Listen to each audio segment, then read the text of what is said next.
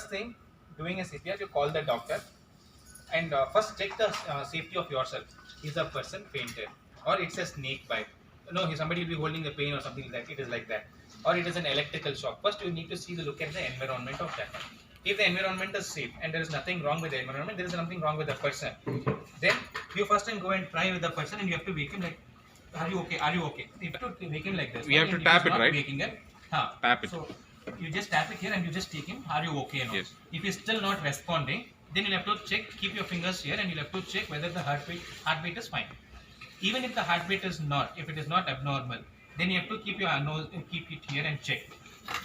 If he's not breathing, then again you need to just check with him. If he's not normal, then what you need to do is, before doing the CPR, you have to giving that breath, the rescue breath. What we're talking about is that before giving the rescue breath, you put a mask on that one.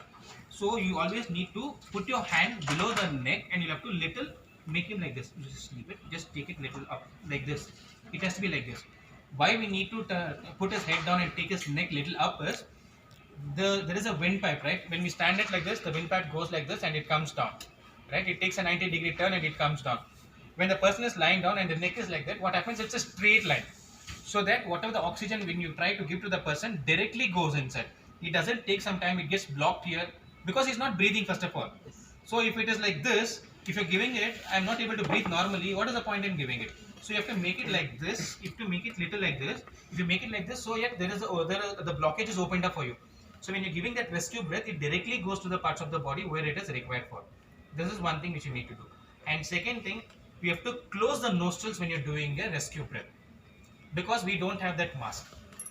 Right? If you have that mask, you don't need to do that. Basically, that will not allow the air to come out. So when you close the mouth and you have to deeply inhale, and you have to open his mouth like that, and you have to give him that breath. 2 times you have to give him.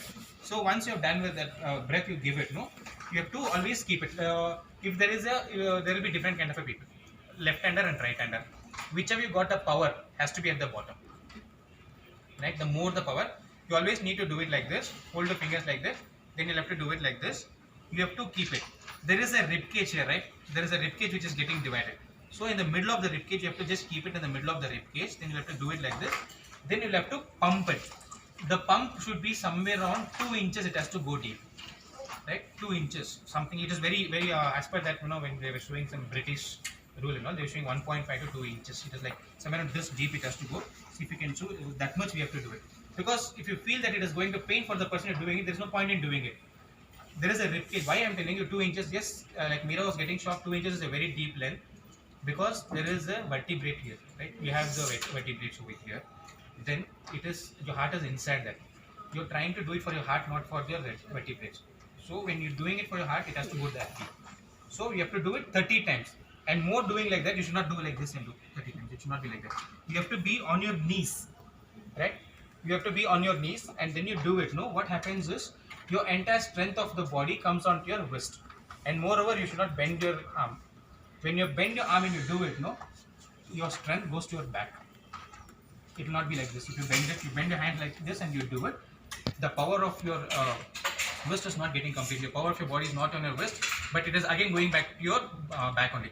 When you're doing it straight, no, you're doing it straight, there is no way your power will go only for his heart.